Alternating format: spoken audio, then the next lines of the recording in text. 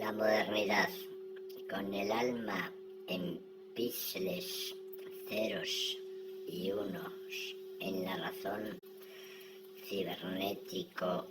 corazón con sístole de JPG,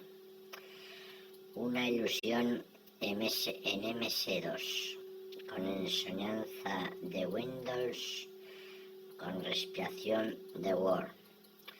fonemas formateados que se quieren reiniciar entre empeños digitales,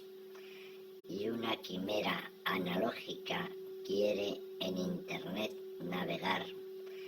con el virus de una web. Lenguajes informatizados que imperan en lo cotidiano,